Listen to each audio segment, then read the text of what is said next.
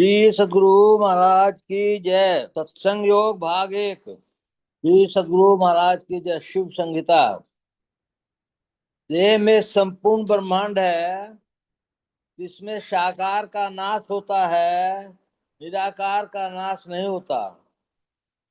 जिस व्यक्ति का मन निराकार है वह निराकार सदृश होता है, इसलिए यत्नवान होकर साकार त्याग देना चाहिए। वेद को वेद नहीं कहते हैं, नित्य सत्य ब्रह्म को ही वेद कहते हैं। ब्रह्म ज्ञान में निरत व्यक्ति को ब्राह्मण और वेद पारदर्शी कहते हैं। सब शास्त्र झूठे हो गए हैं और सब विद्या मुंह मुंह में रहती है, किंतु जो अव्यक्त और चैतन्य में है उस ब्रह्म का ज्ञान किसी काल में झूठा नहीं होता।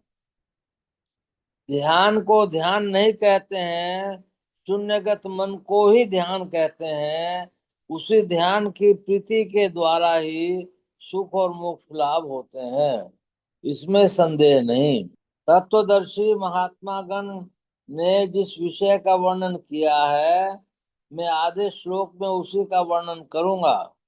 सर्व चिंताओं को त्याग कर निश्चित होने को ही योग कहते हैं। जिस व्यक्ति को एक पल या आधा पल भी समाधि प्राप्त होती है, उसमें 100 जन्मों के कमाए हुए पाप विनष्ट हो जाते हैं। श्री सद्गुरु महाराज की जय। श्री सद्गुरु महाराज की जय। सत्संग सुधा सागर से विषय है जड़ आवरणों के हटाने पर ईश्वर दर्शन। ध्यान से सुनेंगे। श्री सद्गुरु महाराज की जय। धर्मानुरागी प्यारी जनता, मेरे पूज्य गुरु महाराज ईश्वर भक्ति का प्रचार करते थे, मैं भी वही प्रचार करता हूँ। ईश्वर भक्ति के संबंध में यह जानकारी पहले ही चाहिए कि ईश्वर किनको कहें, पदार्थ रूप में वे क्या हैं, और फिर ईश्वर भक्ति के संबंध में विशेष जाने। मैं बहुत थोड़े शब्दों में जो कहता हूँ, जैसे रूप रस गंध स्पर्श और शब्द, इन पंच विषयों को पंच इंद्रियों के द्वारा आप जानते हैं। एक इंद्रिय को जो विषय है वह दूसरी इंद्रियों ज्ञान में नहीं आता है। पंच ज्ञान इंद्रिया में जो आता है वह लोग वही जानते हैं, उसको विशेष नहीं जानते। ईश्वर के लिए कोई कहते हैं कि है, कोई कहते हैं कि नहीं है।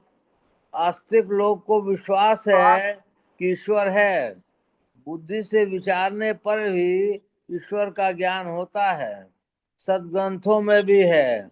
कठोपनिषद में एक वाक्य है, अर्थात जिस प्रकार इस लोक में प्रविष्ट हुआ वायु प्रत्येक रूप के अनुरूप हो जाता है, उसी प्रकार संपूर्ण भूतों का एक ही अंतरात्मा प्रत्येक रूप के अनुरूप हो रहा है और उनसे बाहर भी है। ऐसा कुछ है कि नहीं, इस पर बुद्धिमान विचार करें। 100 जगत सूर्य का संसार इस जगत को कहते हैं। इसके आदि में सूर्य को मानना अवश्य होता है। जो लोग पढ़े लिखे हैं वे जानते हैं कि सूर्य के नहीं होने के किसी जीव का कल्याण नहीं हो सकता। इस संसार को पंच भौतिक संसार भी कहते हैं। क्षितिजल पावक गगन समीर, इन पांचों का ज्ञान हमें होता है। इनमें पहले मानने योग्य क्या है, तो कहा आकाश है। आकाश के अंदर वायु है, फिर अग्नि जल और पृथ्वी है। प्रथम आकाश है। क्या आकाश में भी पहले कुछ मानने योग्य है? सदग्रंथ में है, वह है अहंकार, समष्टि अहंकार। उसमें भी पहले मानने योग्य है समष्टि बुद्धि। उससे भी पहले मानने योग्य है मूल प्रकृति। उससे भी पूर्व मानने योग्य है वह ईश्वर परमात्मा। उसमें भी पहले कुछ मानने योग्य है, कुछ नहीं। ईश्वर परमात्मा के पहले कुछ मानना ईश्वर को नहीं मानना है। ईश्वर के लिए बाबा नानक कहते हैं, अलख अपार अगम अगोचरी, नाति सुकाल न करना, जाति अजाति ज्योति संभर, नाति सुबाऊ न भरना। तुलसीदास जी ने कहा, राम स्वरूप तुम्हार, वचन गोचर बुद्धि पर। कबीर साहब ने कहा, शुभ अखंडित ब्यारी, चैतन्य में चैतन्य। मतलब यह है कि संतों के ज्ञान के द्वारा ईश्वर भक्ति का प्रचार हो। ज्ञान का प्रचार होता रहे तो सर्वप्रथम समझ सकेंगे। बाबा नानक के वचन को पंजाब के लोग भी और उनसे कुछ बाहर के लोग भी समझ सकते हैं। पंजाबी भाषा वह है जो कि आज राष्ट्रभाषा है। इसके जानकार भी उनको बहुत कुछ जान सकते हैं।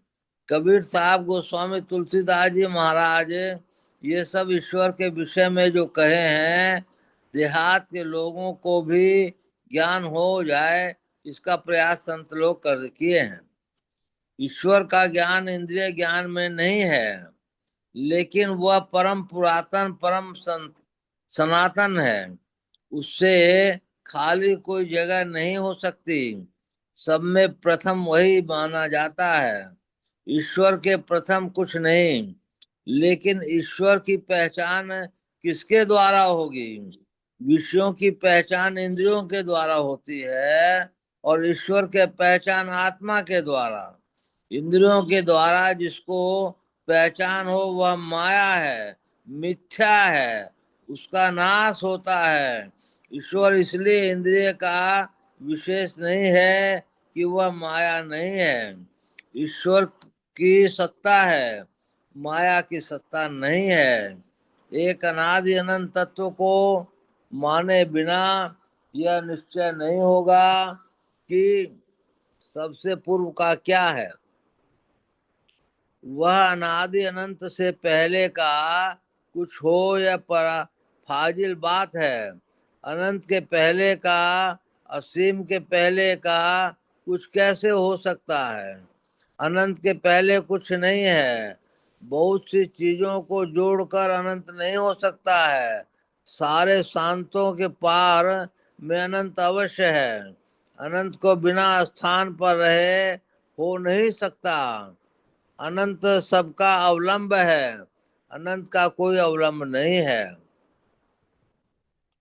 बिना वृक्ष के फल स्वरूप है। ईश्वर अनादि अनंत स्वरूपी है। ऐसे एक तत्व का होना बुद्धि के से संभव है।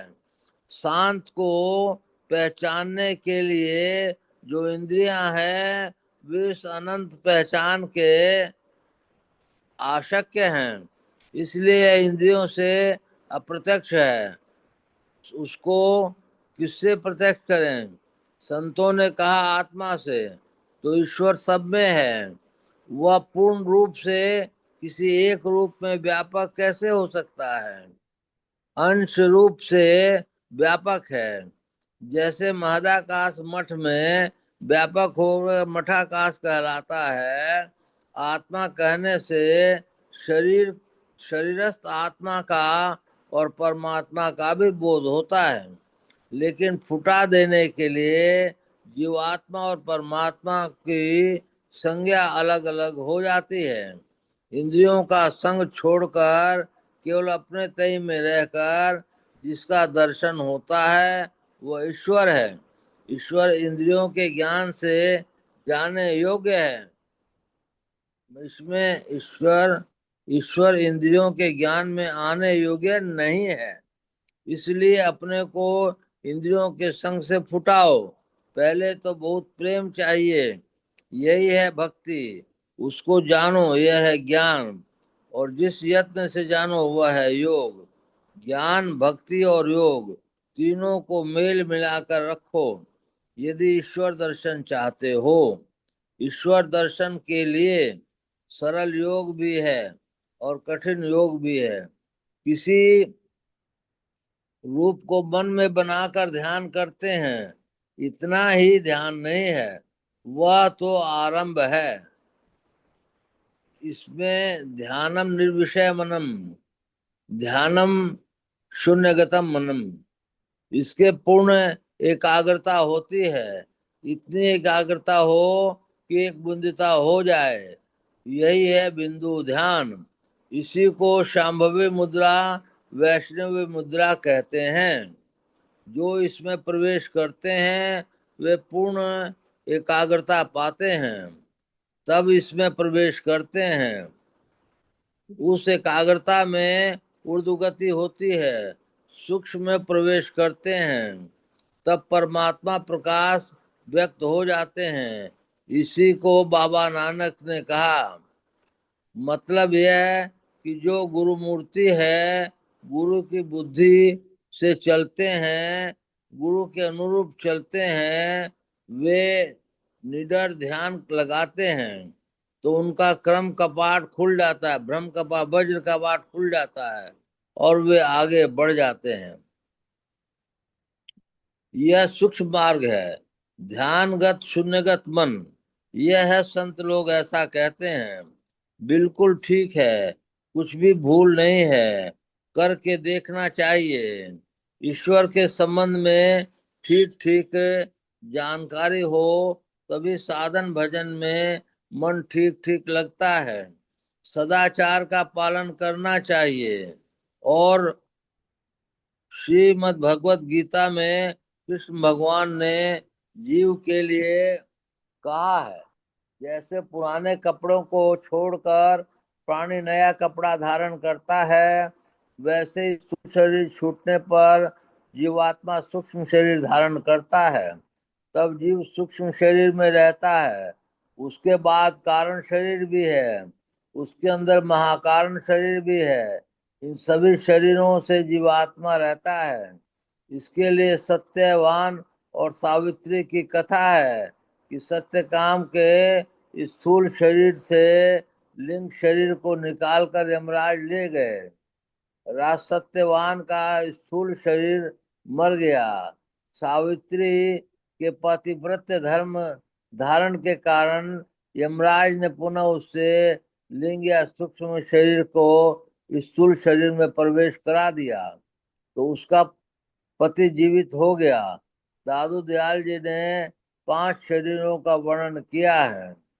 स्थूल शरीर स्नान आदि के पवित्र करो, सूक्ष्म को पवित्र करो और उसको ऊपर से स्थूल शरीर को हटाकर कारण को पवित्र होगा, और उसके ऊपर से सूक्ष्म शरीर को हटाने से महाकारण की पवित्रता होगी, कारण शरीर को हटाने से।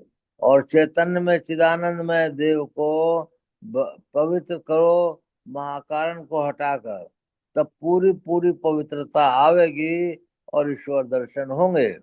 यह स्थूल शरीर कुछ काल रहकर समाप्त होता है, लेकिन सूक्ष्म कारण महाकारण ये शरीर योग साधन ध्यान साधन करने से ही छूटते हैं, तब ईश्वर दर्शन होता है।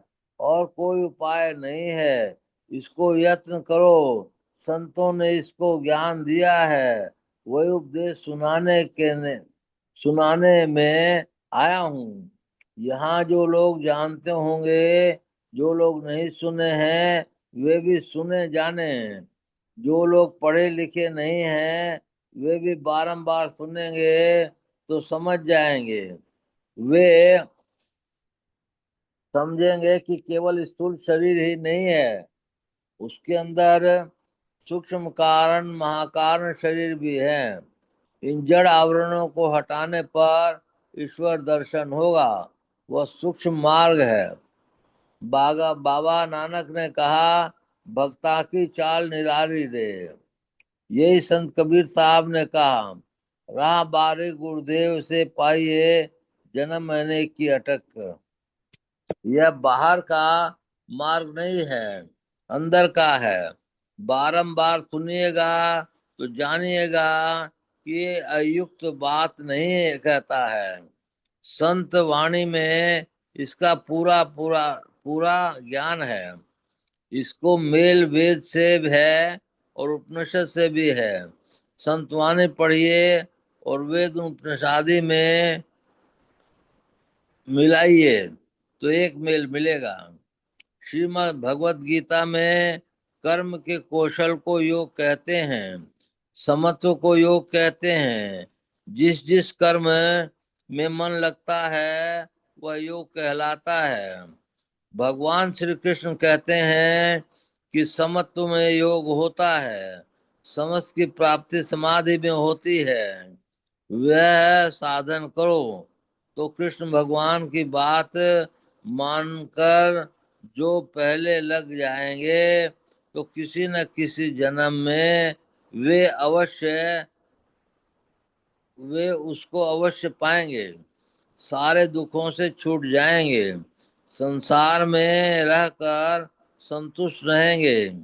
यहाँ संतुष्ट होते और परलोक में जाकर भी संतुष्ट रहेंगे, सुखी रहेंगे। इसी काल को मैं कहता हूँ, इसी काम को मैं कहता हूँ। आप लोग भी करें। सभी संप्रदायों में यही बात है कि ईश्वर को पाओ, सदाचारी बनो, ईश्वर भजन करो, संतों के ज्ञान को जानो। श्री सद्गुरु महाराज की जय। जरूरतमंद को दान दो। संत हृदय बड़ा कोमल होता है। संत दीन दयाल नजर निहाल भक्तन पूरन काम होते हैं। एक प्रसंग जो गुरु दरबार का है। संत के दरबार में कभी कभी अद्भुत नजारा देखने को मिलता है। छोटी सी घटना बड़ी संवेदना से भरा हुआ है। एक व्यक्ति जो अपने सामर्थ्य के अनुरूप बेशकीमती कंबल खरीद कर कुप्पा घाट आश्रम ले आए। गुरु महाराज के चरणों में उसने उस कंबल को चढ़ाया। जाड़े का मौसम था। लोग कड़ाकी ठंड ठंड में भी गुरु महाराज के दर्शन हेतु भीड़ लगाए हुए थे। वहां एक वृद्ध व्यक्ति दर्शन दरबार में उपस्थित थे। ठंड से वह वृद्ध ठिठुर रहा था। कृपा के सागर गुरु महाराज की कृपा दृष्टि उस वृद्ध पर पड़ी। उसका शरीर कांप रहा था। गुरु महाराज ने अपने सेवक से कहा, ये कंबल उठाकर उस वृद्ध के शरीर को ढक दो। आज्ञा पाकर वैसा ही किया गया। वह दीनदयाल वृद्ध बेशकीमती कंबल पाकर फूले न समाया। उसने सोचा नहीं था इतनी बेशकीमती कंबल उसे मिलेगी। भावनाओं के दरिया में वह वृद्ध डूबने लगा और खुशी के आंसुओं को पकड़कर सदगुरुदेव के चरणों में साष्टांग नमन किया। कंबल चाहने वाला सज्जन वहीं पर सब कुछ देख रहा था। उस सज्जन के मन में हो रहा था कि हमने बड़े शौक से कंबल खरीदा और सोचा था कि गुरु महाराज उसको उपयोग में लाएंगे, गुरु महाराज ओढ़ेंगे, मेरा कंबल दान करना सार्थक हो जाएगा। लेकिन अपने नहीं ओढ़कर चाहते ही उस कंबल को एक साधारण व्यक्ति के शरीर में ओढ़ा दिया गया। मेरा चाहना तो बेकार हो गया। उस सज्जन के मन को यह संकल्प विकल्प चल रहा था। वह सज्जन था संत के पास, लेकिन संत को पहचान न सके और कुछ सोचने में भूल कर गए। वह वह सोचता है गुरु महाराज न तो अपने उपयोग किए नहीं और दूसरे को दे दिए, ये ठीक नहीं हुआ। जहाँ साक्षात मन के चरित्र को जानने वाले संत बैठे हैं, वहाँ बात कहाँ से छिप सकती है। गुरु महाराज जान गए कि कंबल चाहने वाले के मन में क्या चल रहा है। गुरु महाराज ने इशारा किया। उस सज्जन को और करीब बुलाकर बोलो, देखो जी, तुमने जो कंबल चढ़ाया मेरी खुशी के लिए न चढ़ाया, मेरी खुशी के लिए न चढ़ाया। उसने कहा, हाँ सरकार, बड़े शौक से आपके लिए बेशकीमती कंबल आया था। हमने सोचा आप उपयोग करेंगे तो मेरा दान करना सार्थक हो जाएगा। गुरु महाराज कहते हैं, देखो, मेरे पास बहुत लोग कंबल चढ़ाया करते हैं, मुझे कंबल की आवश्यकता नहीं है।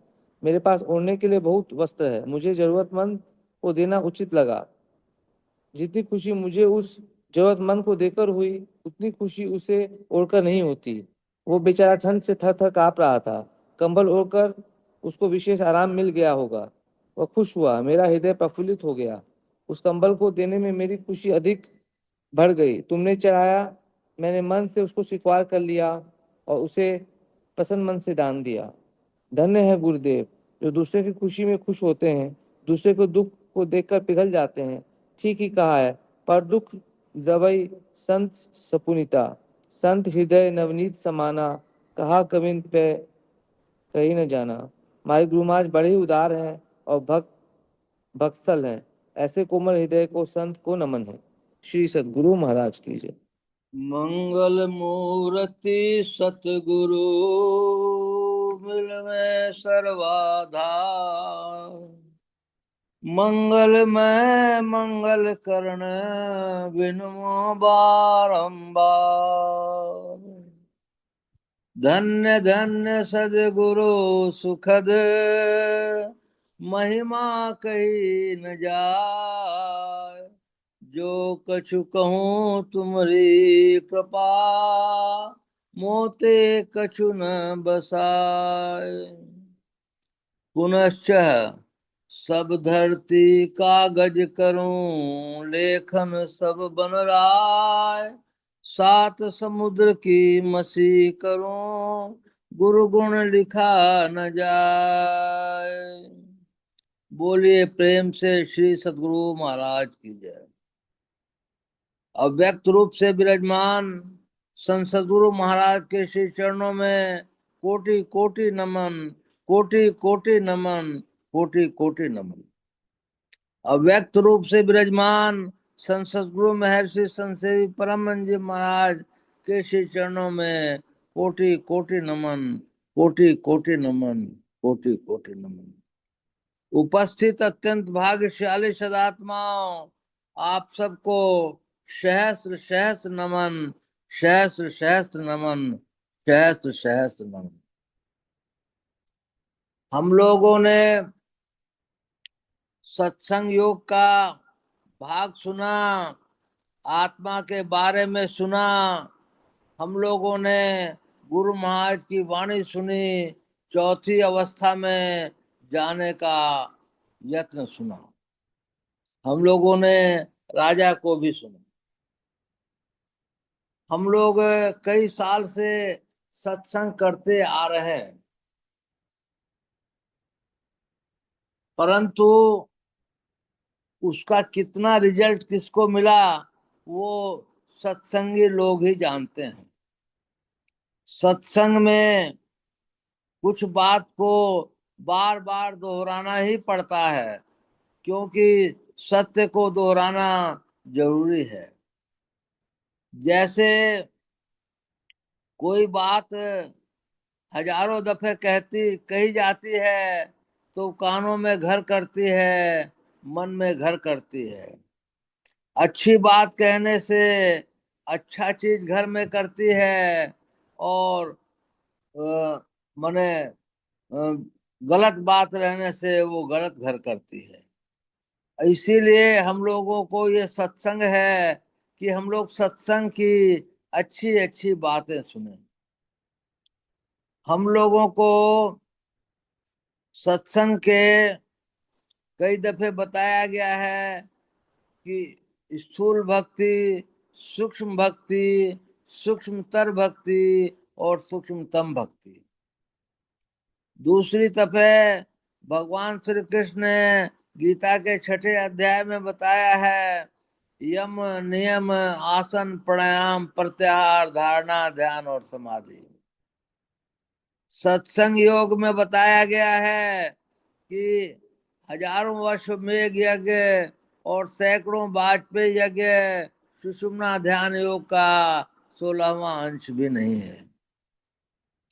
हम लोगों को ये भी बताया गया है कि तुलसी यह तन खेत है, मन बच कर्म किसान। और हम लोग को कर्म मंडल के बारे में भी बताया गया है कि जो जैसा करेगा वो वैसा भरेगा। अब हम लोग विषय पर आते हैं कि हम लोग सत्संग किस लिए करते हैं। सत्संग की पहली सीढ़ी है सदाचार का पालन करना। जो सदाचारी नहीं हो सकता है वो सत्संग में आगे नहीं बढ़ सकता है। सदाचार के 5 भाग हैं, झूठ, चोरी, नशा, हिंसा और व्यभिचार। इन पांचों को अपने से दूर कर दो, वो सदाचारी हो गया। सदाचारी के बाद हम लोग को खान पीन की बात आती है। खान पीन जो है शुद्ध और शाकाहारी होना चाहिए। किसी भी तरह का अगर शाकाहारी नहीं, मांसाहारी व्यक्ति के द्वारा यदि भोजन बनाया गया है तो वो भी आपके मन को कष्ट देगा, आपकी जानकारी में तो नहीं आएगा, लेकिन ये करेगा। पहले के जमाने में हाथ पांव मुंह हाथ वगैरह धो धा करके जो है मने चौके में बैठा जाता था, ये सब नियम था। अब वो सब नहीं रह गए। जूते पहन करके भी होटल में लोग बैठ जाते हैं, उसका भी प्रभाव रहता है। इसलिए हम लोगों को अपने खान पान की शुद्धता पे बहुत ही ज्यादा ध्यान देना चाहिए। फिर रहने के क्रम में हम लोग आजकल जो बाथरूम वगैरह हो गए हैं, आप लोग पाएंगे कि कमरे के अंदर ही जो बाथरूम है, तो लघु शंका या वो कर करके जाते हैं, तो उसकी दुर्गंध कमरे में ही जाती है, वो भी आपको नुकसान करती है। इसलिए मन सदाचारी बनना पहला गुण है। खुली हवा में, किसी एकांत जगह में, किसी पेड़ के नीचे या एकांत जगह घर में बना लीजिए, मंदिर में बना लीजिए, बैठ कर कर करके एक मुश्त मने रीढ़ की हड्डी को सीधा रखते हुए, पांव जैसे गुरु महाराज ने बताया उसको रखते हुए ध्यान में बैठने का प्रयत्न करें। आंख मूंद कर ध्यान में बैठ कर कर करके जब तक आपको कुछ चिन्ह नजर नहीं आ जावे, तब तक ये चेष्टा कीजिए कि मैं नहीं उठूं। और प्रतिदिन जो व्यक्ति 4 बजे सवेरे उठ कर करके ध्यान में बैठता है, उसको कुछ दिन में कुछ ना कुछ चिन्ह जरूर नजर आएगा। और जब जब जरूर नजर आएगा, तो उसको फिर जो है ध्यान में बैठने का लस्सा लग जाएगा, आदत लग जाएगी, वो ध्यान बिना रह नहीं सकता। ध्यान जो है अभी अभी पढ़ा, निर्विषय मन को कहते हैं। उस ध्यान में, निर्विषय मन में एक बिंदुता प्राप्त करना बहुत बड़ी बात है। एक बिंदुता प्राप्त किए हुआ योगी ध्यानी जो भी है, अच्छी स्थिति को प्राप्त करता है।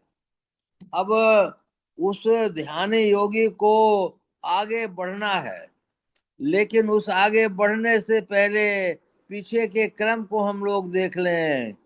जैसे पीछे का क्रम क्या है? मानस जाप और मानस ध्यान। मानस ध्यान हो जाए और आज्ञा चक्र पर गुरु महाराज का स्क्वायर रूप में रूप आ जाए, तो आप दृष्टि साधन की योग्यता पा जाते हैं। दृष्टि साधन में एक बिंदुता हो जाए, तो फिर दिव्य दृष्टि की योग्यता पा जाते हैं।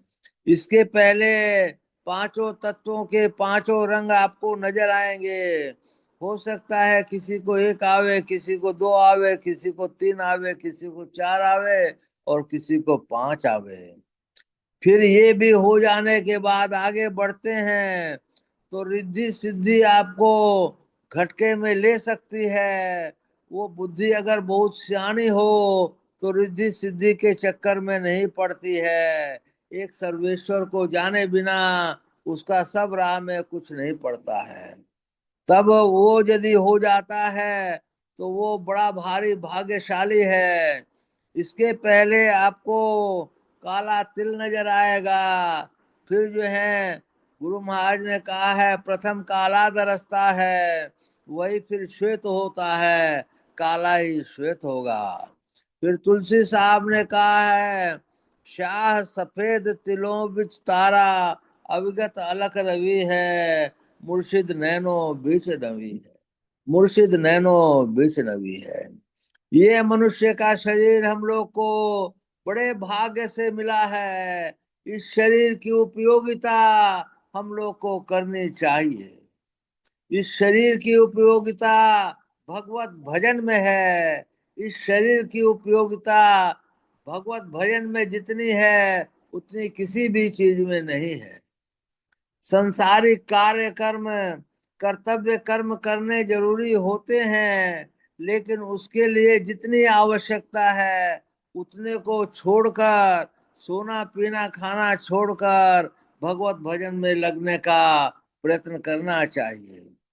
अच्छे संगी साथी को, सत्संगी लोगों को ढूंढना चाहिए, सद्व्यवहार में रहना चाहिए। अब मैं आ रहा हूँ तुरीय अवस्था के बारे में, कई दफे तो बोल चुका हूँ। आज जो साधु महात्माओं से सुना है उनको बोलता हूँ। 5 अवस्थाएं होती हैं, जागृत की अवस्था, स्वप्न की अवस्था, सुषुप्ति की अवस्था, तुरीय अवस्था और तुरीयातीत अवस्था। जागृत और स्वप्न को आप लोग जानते ही हैं। 14 इंद्रियों से जब आदमी काम करता है तो वो जागृत अवस्था में होता है। मन बुद्धि चित्त अहंकार जब रहता है तो वह स्वप्न अवस्था में रहता है। और केवल जब चित्त रहता है, एक इंद्रिय रहती है, तो सुषुप्ति अवस्था में रहता है। और जब केवल जीव से युक्त रहता है, चित्त भी नहीं रहता है, तो तुरीय अवस्था में रहता है। तुरीयातीत अवस्था के बारे में मैं नहीं जानता। कोई साधु साहब महाराज से पूछेंगे तब आपको बताएंगे। तुरीय अवस्था में जो चला जाता है वो बड़ा ही भाग्यवान है। मैं उसके भाग्य की बहुत बहुत बहुत बहुत प्रशंसा करता हूँ, क्योंकि तुरीय अवस्था में जाने से साधु महात्मा लोग ऐसा कहते हैं कि जीव से युक्त तुरीय अवस्था है। अब उसको कोई कष्ट नहीं होता है और उसको आनंद ही आनंद होता है। अगर 8 घंटे 10 घंटे 12 घंटे 16 घंटे भी बैठ जाए तो उसको कष्ट नहीं होता है। और होते होते एक ऐसी स्थिति आती है कि उसको समाधि भी प्राप्त हो जाती है। ऐसा संत महात्माओं ने कहा है। इसलिए तुरीय अवस्था में जो व्यक्ति गया है वो और वो बहुत जाता आता रहता है, वो बहुत भाग्यशाली है। हम एक आपको उदाहरण सुनाता हूँ। मैं ऋषिकेश में था। पूज्य बाबा संतसेवी परमहंस जी महाराज कहीं पर जो है जा रहे थे। उस समय व्यासानंद जी थे। व्यासानंद जी से मैंने पूछा कि बाबा ध्यान के समय कहाँ जा रहे हैं? बोले इनको अब ध्यान क्या करना है, इनको ध्यान करना बाकी है। इनका तो उठते चलते बैठते सोते ध्यान होता ही रहता है। इसी तरह तुरीय अवस्था वाले भी मेरे अंदाज में माने उनका भी जो है स्थिति हमेशा शुभ रहती ही रहती है। तो इसलिए हम लोगों को माने जीवन रहते तुरीय अवस्था में जाने का प्रयत्न करना चाहिए। तुरीय अवस्था में जो चला जाता है फिर तुरीयातीता अवस्था में उसको बहुत देरी नहीं लगती है। ऐसे कई दफे मैंने समझाया है कि सहस्त्र कमल में जाने से हम लोगों को देवताओं के दर्शन होते हैं। त्रिकुटी में जाने से सब भाषाओं के सारे संसार का ज्ञान हो जाता है। त्रिकुटी के ऊपर फिर जो है अनहद में जाने से इतनी मने मीठी आवाज की है कि जिसकी कल्पना नहीं की जा सकती, उसके स्थिति में चले जाते हैं। और उसके बाद फिर अनहद नाद, जिसको ओम सोहम जो भी कहते हैं, उसमें चले जाते हैं। और यहाँ आकर हमारी भक्ति पूर्णता को प्राप्त कर लेती है। यहाँ आकर हम लोग जीवात्मा आत्मा को देखती है और आत्मा परमात्मा को देख सकती है। यही पर हम लोग जो चाहें सो कर सकते हैं। चाहे तो संत बन सकते हैं और चाहे तो भगवान में सर्वेश्वर में मिल जाते हैं। सर्वेश्वर में मिल जाने से हम लोग का फिर आवागमन छूट जाता है, और संत बने रहने से भगवंत और संत एक ही होते हैं। इसलिए इतनी ऊंचाई पे हम लोग पहुंच सकते हैं कि जिसकी कल्पना करते करते भी मन आनंद से भर जाता है। हे प्रभु, हम लोगों को इस जीवन में कम से कम तुरीय में तो पहुंचा दीजिए। तुरीयातीत में नहीं पहुंचेंगे तो अगले जन्म में पहुंच जाएंगे। गुरु महाराज दया करें आप सब लोगों पर कि सब लोग तुरीय अवस्था में कम से कम पहुंचने का प्रयत्न करें। इसके लिए अपने को देखें कि मैं कितनी देर ध्यान भजन करता हूँ, कितनी देर सत्संग करता हूँ, कितनी देर और किसी बातों में नहीं लगता हूँ, और केवल ध्यान भजन सत्संग की बातें ही सुनना करना रहता है।